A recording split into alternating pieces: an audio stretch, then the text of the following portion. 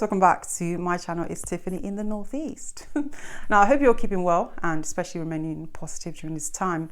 Today I wanted to share how entrepreneurship is changing my view of failure, and I'm going to start that off with a short story. So when I was around the age of 7, at the time we lived in Nigeria, I remember, so the school system is that the teacher would overall grade the students in terms of performance. So let's say there are 30 students in the class, the first one gets number 1, second student gets number 2, and so on and so forth. And I remember coming home in the second grade, and the first thing my dad said to me was, what happened to the first grade? Did the student that got the first grade not have 2 ears and 2 eyes like you? No, I'm just adding that for sound effects, right? But the idea was that I've always been held to such high expectations from a young age. And I think even since the time when my dad retired, in sense of, his role as my kind of the person to hold me to such high standards, I think I've taken on that burden on myself. Hence why sometimes and at times I've struggled to deal with failure. I've struggled to make mistakes. I've struggled to kind of deal with the after effect of getting something wrong. I'd sort of get worried, or I'd become very self-critical. And I think that's the dark side of not being able to deal with failure, is that if you're not careful, you can easily sort of become miserable or depressed. But luckily, the entrepreneurial journey for me has certainly been a turning point in terms of understanding the magnitude of what I'm trying to achieve, what this journey I'm going on in my life.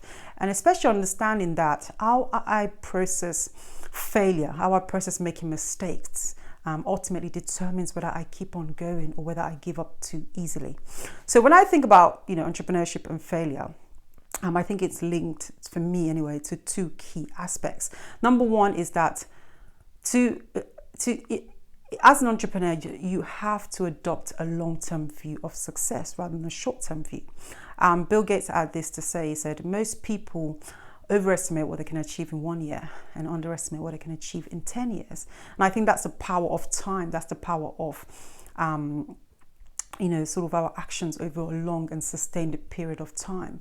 With the gap between where you are now and the person you can become over time, I think it's such a big gap. But you have to see the middle aspects as the stepping stones, as the lessons, and that's what failure is. It's like you've got to gain the right sort of wisdom, the right knowledge to sort of light your path on that journey. And you can't simply expect that to happen over to happen overnight or so. And I think also in the process of having that long-term view of going on that journey, it further refines who you are. It refines your character, it refines your values, it refines your ideas, it refines the way you deal with people, it refines your level of tenacity. And I think that's only something you gain over a sustained period of time. Now, the second aspect linked with that is that as part of the entrepreneurial journey, you have to develop an indestructible, unwavering level of self-esteem and confidence. And it's very important that you see yourself in positive light. And I think to do that effectively, you have to learn to disassociate yourself from failure. Like, failing doesn't make you a failure. It makes you a human being. It makes you a student of life. It makes you someone who is making progress. It makes you someone who is obviously naturally prone to mistakes if you're doing something for the first time. And I think that's the idea, is that you have to sometimes see your failure as a sign of progress, a sign of growing. And to do that, it's not just about simply, sort of letting yourself off the hook easily.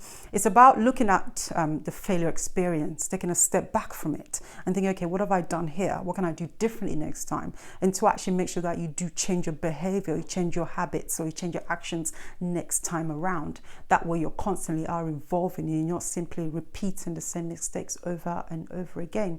And I think it's important to not simply just be beating yourself up over the failure, because then it restricts your desire to want to try again, whereas it could be a matter of you just trying again in a different way.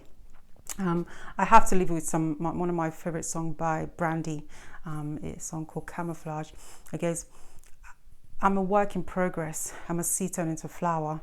I'm a storm that's rising. I'm getting stronger with every hour. And I think that's the idea of failure, is that it's molding you, shaping you if you let it. So the key thing is not simply to be sidelined by the trauma of your failure, but instead to take a step back and think, actually, What are the advantages in this failure? What are the lessons? What are the seeds of opportunity? What can I gain from this? How can this make me better the next time around? And I think when you do that, you're much more effective and much more, you grow as a person. That's it. Always remember that life rewards those who live intentionally. See you guys soon.